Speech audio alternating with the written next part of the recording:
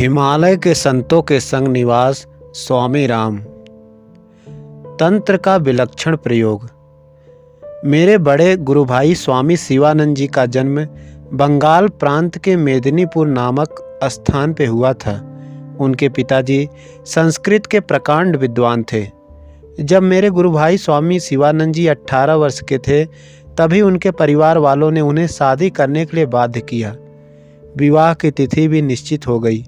सायंकाल संस्कार संपन्न होना था। विवाह का कार्यक्रम शुरू भी हो गया।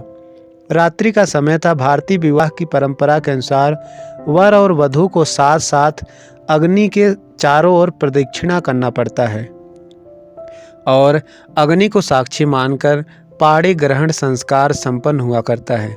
अभी चौथी बार प्रदक्षिणा हो रही थी कि मेरे गुरु भाई एकाएक विवाह मंडप से कूदकर खेतों से होकर भाग निकले। विवाह महोत्सव में भाग लेने वाले लोग उनके इस व्यवहार को बिल्कुल ना समझ सके। कुछ लोगों ने उनका पीछा भी किया, परंतु उन्हें पकड़ ना सके। वे कई दिनों तक चलते ही रहे। अंततः गंगा जी के तट पर पहुंचे। गुरु की खोज में उन्होंने गंगा जी के किनारे किनारे चलना प्रारंभ किया। वह 6 वर्ष तक विचरण करते रहे, किंतु उन्हें गुरु की प्राप्ति ना हो सकी। अंत में वह हिमालय पहुँचे। हिमालय के श्रीनगर नामक शहर के पास हमारे गुरुदेव से मिले। मिलते ही गुरुदेव ने उन्हें हृदय से लगा लिया। मेरे गुरु भाई को ऐसा लगा कि जैसे वह भी मेरे गुरुदेव को बहुत दिनों से जानते हों। वे गुरुदेव के साथ 3 महीने तक रहे। तत्पश्चात गुरुदेव ने उन्हें गंगोत्री जाकर साधना करने की आज्ञा दी। इस प्रकार मेरे गुरु भाई शिवानंद जी गंगोत्री वाले स्वामी जी के रूप में जाने लगे। अपने बाल्यकाल में मैं इन्हीं स्वामी शिवानंद जी के साथ गंगोत्री में रहकर अध्ययन किया करता था।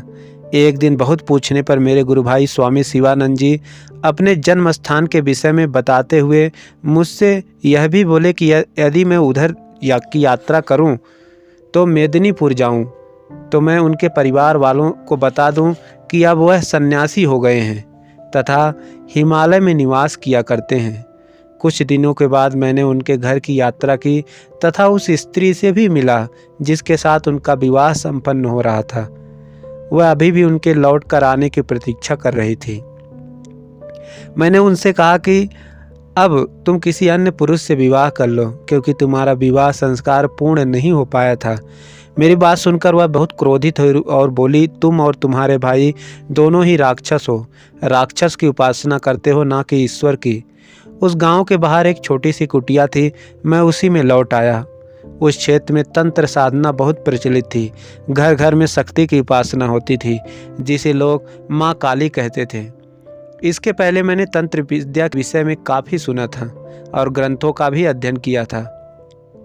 वहाँ पहुंचकर मेरी बड़ी इच्छा हुई कि मैं किसी तांत्रिक से मिलूं, जो मुझे तंत्र विद्या को व्यवहारिक स्तर पर दिखाकर मेरे तंत्र संबंधी शंकाओं को दूर कर सके।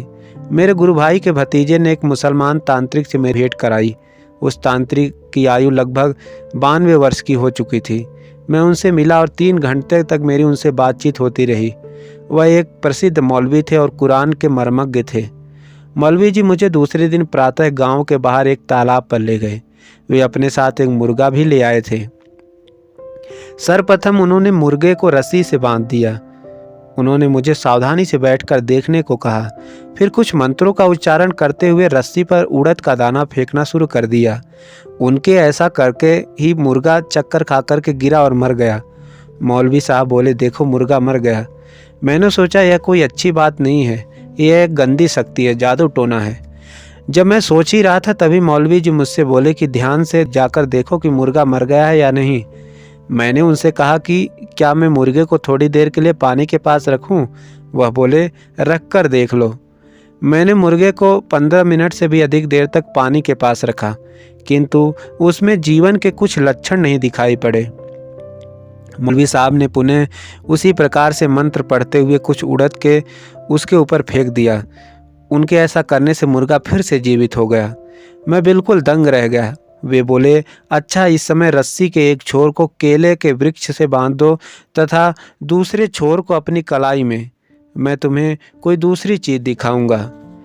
यह सुनते ही मौलवी तथा उसके मुर्गे को वहीं छोड़कर अपनी पूरी ताकत से के साथ मैं गांव की ओर भागा। गांव पहुंचते पहुंचते दम उखड़ने लगा था। गांव वाले यह नहीं समझ पा रहे थे कि मैं इतना तेजी से क्यों दौड़ रहा था। मैंने उन लोगों को बताया कि मौलवी जी मुझे मारने की कोशिश की, किंतु किसी ने भी मेरे ऊपर विश्वास नहीं किया, क्योंकि मौलवी जी को उस क्षेत्र में बहुत लोग ऊंची आत्मा समझते थे। मैंने सोचा कि किसी चमत्कार के चक्कर में पड़कर अपने मार्ग को बदलने की अपेक्षा इस मार्ग को छोड़कर कहीं चला जाना ही अधिक ठीक रहेगा। मेदिनीपुर से मैं चलकर कलकत्ता पहुंचा, जहां न्यायाधीश श्री आरपी मुखर्जी के साथ रुका। जब मैंने उनको अपना अनुभव बताकर उनसे पूछा कि क्या यह मेरी कल्पना या मति भ्रम था, उन्होंने कहा नहीं, ऐसी बातें हुआ करती हैं। बाद में मैंने कुछ संतों से पूछा कि ऐसी सिद्धियां कैसे प्राप्त होती हैं। उनमें से कुछ संतों ने सिद्धियों की व्याख्या करने की कोशिश भी की, किंतु उनकी व्याख्याओं से मुझे तृप्ति न हुई, संतोष न हुआ। लेकिन अधिकतर सभी संतों ने यह बताया कि बंगाल प्रांत इस प्रकार के चमत्कारों के लिए किसी समय बहुत प्रसिद्ध था। जब मैंने इस कहानी को अपने गुरुदेव को बताया तो वह मेरे ऊपर हंसे और बोले कि हमें इन सभी बातों को जानना चाहिए, किंतु इस प्रकार की तांत्रिक सिद्धियों के चक्कर में पड़कर अपना समय नष्ट नहीं करना चाहिए। तुम केवल उसी का अभ्यास करो जो तुम्हें दीक्षा के समय दिया गया है। इस प्रकार का तंत्र वास्तविक तंत्र साधना नहीं है, यह तंत्र की विशिष्ट शाखा है। मन की शक्ति का किसी भी रूप में उपयोग किया जा सकता है। जीवन के लक्ष्य को बिना जाने मन की शक्ति को विपरीत दिशा में दूसरों का अहित करने के लिए प्रयोग किया जा सकता है, किंतु इस प्रकार की साधना एक दिन साधक का ही सर्वनाश कर देती है। आज भी भारतवर्ष में तंत्र शक्ति से संपन्न बहुत से लोग विद्यमान हैं, किंतु उन तांत्रिकों में से कोई बिरला ही सच्चा तांत्रिक है जो तंत्र की साधना आध्यात्मिक ज्ञान और ईश्वर प्राप्ति के लिए किया करता है। अधिकतर तांत्रिक तो केवल जादूगर हैं।